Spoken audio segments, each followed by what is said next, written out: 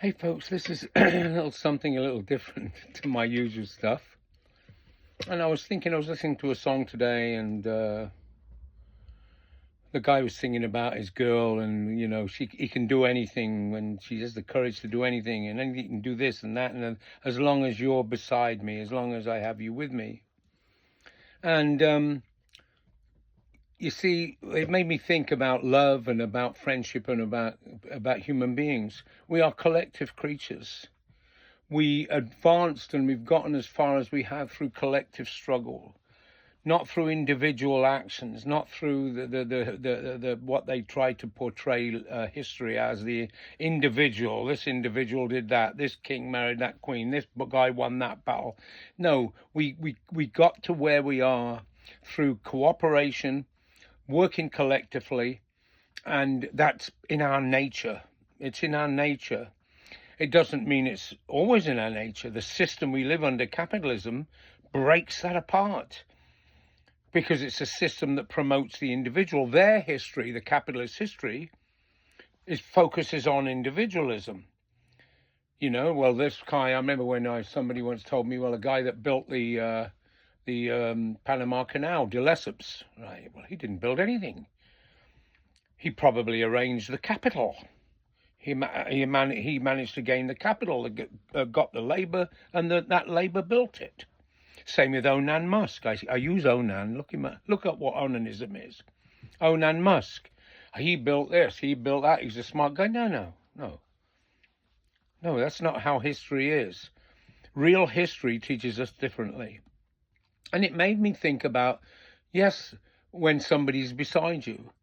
I lost two political friends and close friends. My friend Roger, who was like a brother to me. I don't think any man knows as much about me or me about him than we two do. He died a couple of years ago, and it was a crushing blow to me.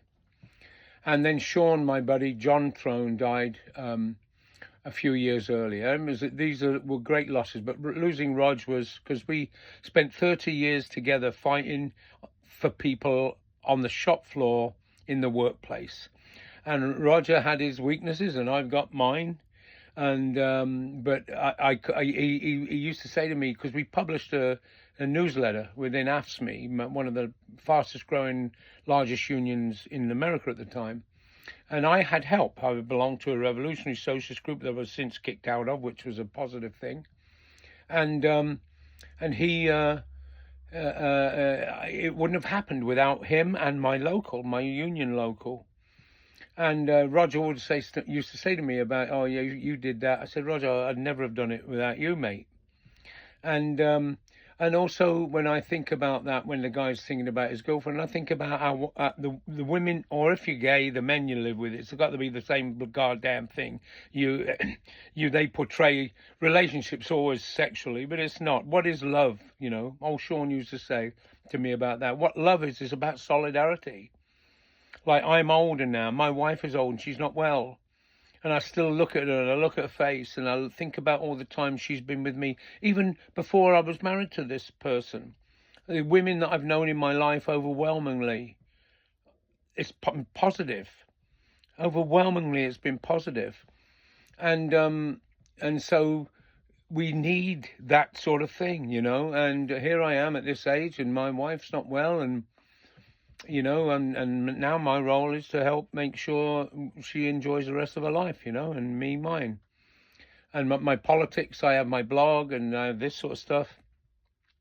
But we are collective creatures. Capitalism is not a system that promotes that. But even they know it's important. If you take a couple of bourgeois families, right, they get together, we'll never mix with them. But they get together, they have a party, their kids know each other, they're doing something, the little kids are playing, and they got some candy. They don't want to bring out some candy, right? They're going to make sure that every kid gets some. Because if they don't, there's going to be a fight. There's going to be a fight because one's going to feel they're doing without, they're not getting their share. Now, in society, they want that.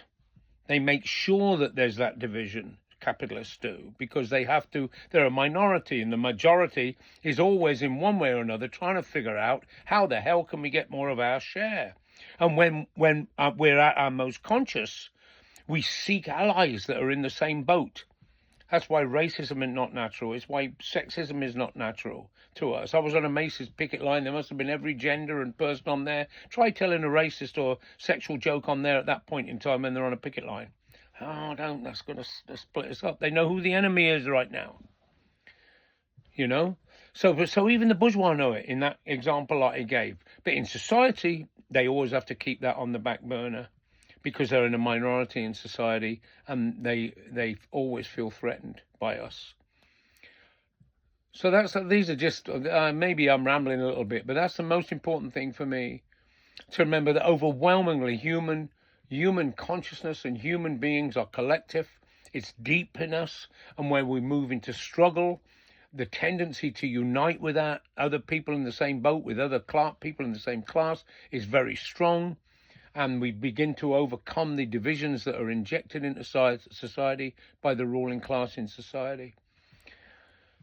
So I went from singing a song or whatever to this, but we'll see. Just saying a few things, that's all.